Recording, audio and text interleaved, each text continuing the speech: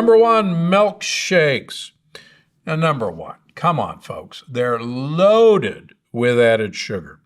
These sweet treats are typically loaded with sugar syrups, flavored syrups, and sugary toppings. Consuming large amounts of added sugar is one of the big causes of weight gain, insulin resistance, and an increased risk of chronic conditions. Number two, quite frankly, they lack any nutritional value. Fast food milkshakes are often lacking in essential nutrients. They're typically low in vitamins, minerals, and other beneficial compounds. This means that you're consuming a beverage that is primarily high in empty calories. It's made with milk. Most milkshakes at fast food restaurants are most likely made with casein A1 milk, a highly inflammatory milk protein. This lectin-like protein is caused by a mutation in cow genes in our American cows and can lead to multiple health issues. Most people in my patient population who believe that they are lactose intolerant are actually just having a reaction to this lectin-like protein and not lactose at all. Stay away from the milkshakes. Number two, salads. Now, the dressing is usually the disaster.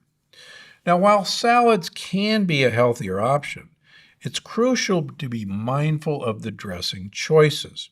Opting for lighter homemade dressings or requesting dressings on the side can really help control portion sizes and reduce the consumption of healthy ingredients.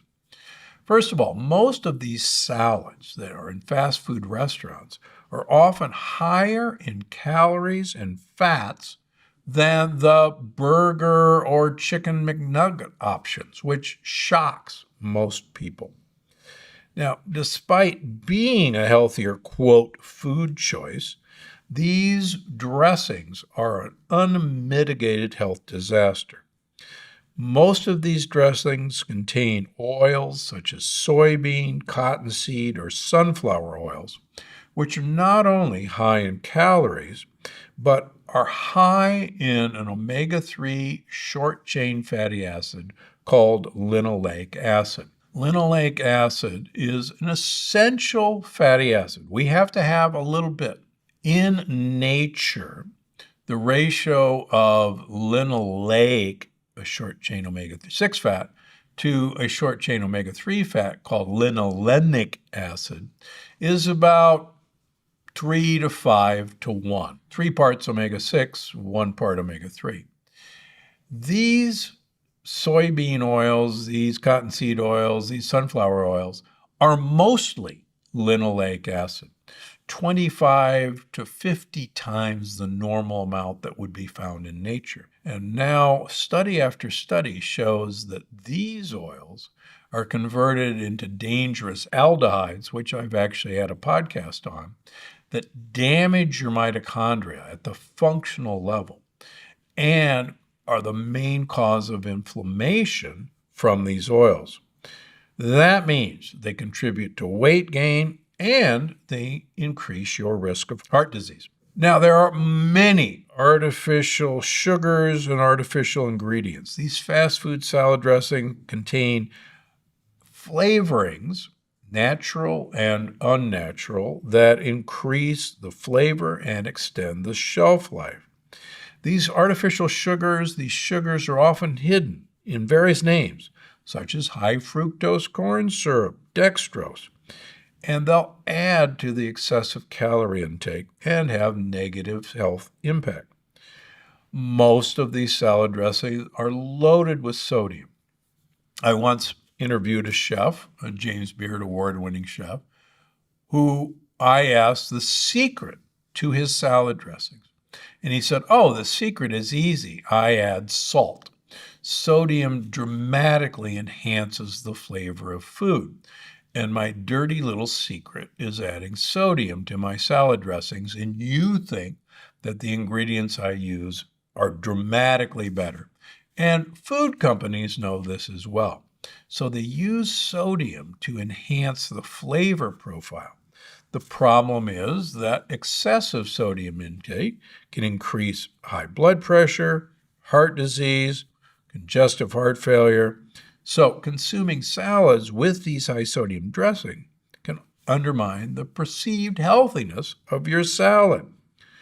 Instead, several of my contemporaries take their balsamic vinegar, their apple cider vinegar, and a small flask of olive oil when they go out to eat. Even if they're desperate for a fast food meal, they can always season their fast food meals with those brought along dressings. Number 3, filet of fish. Oh, don't get me started. First of all, a filet of fish sandwich is thoughtfully, maybe the best healthy option.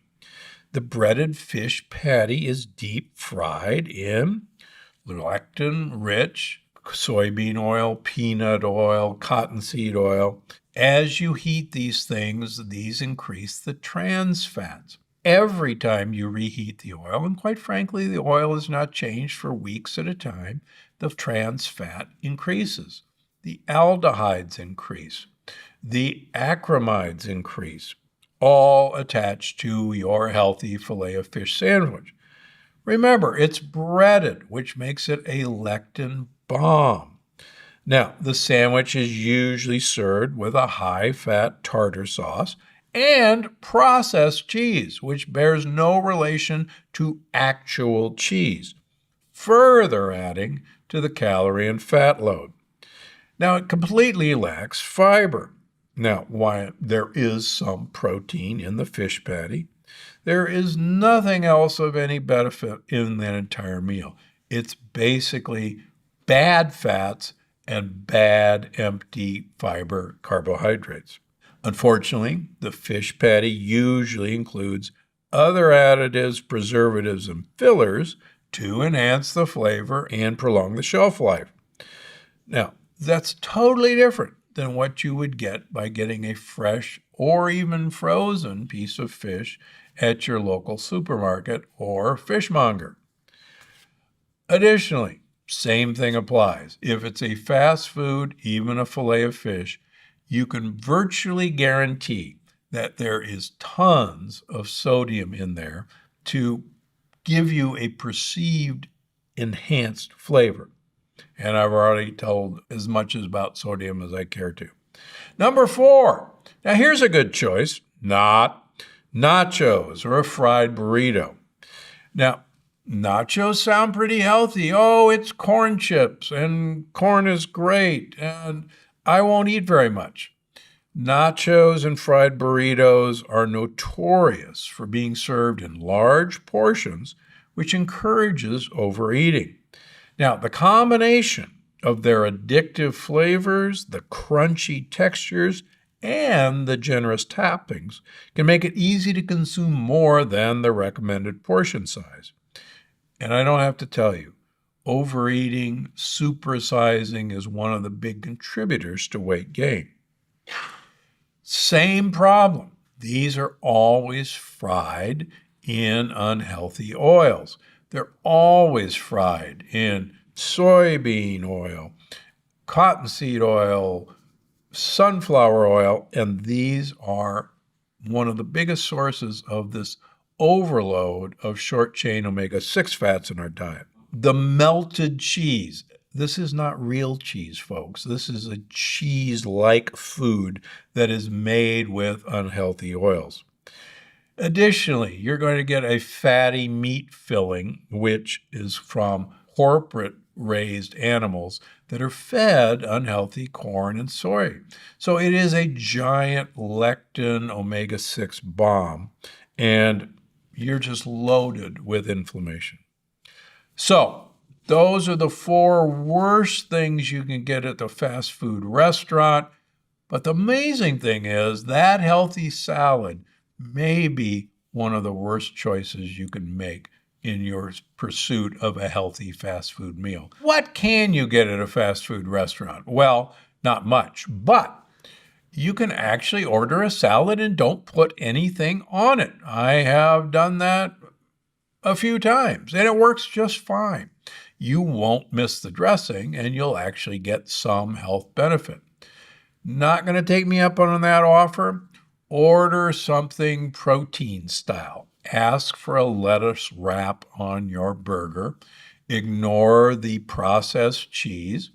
If you can find some grilled onions or if they offer mushrooms, put that on it. So that's your best fast food option. But just remember, most of the meat in these fast food restaurants is not from a healthy, grass-fed, pastured cow. It's from an industrial process, and that's not your friend. Even that chicken patty has not been fed healthy food, and if you got to have a chicken patty, same thing. Don't have it on a bun. Don't have it breaded. Have it on some lettuce, and that's the best you can do in a bad situation. And please don't ask for the spreads and toppings. More amazing episodes just like this one. Watch now. Easy thing to remember. Roast your coffee either light or medium if you want polyphenols.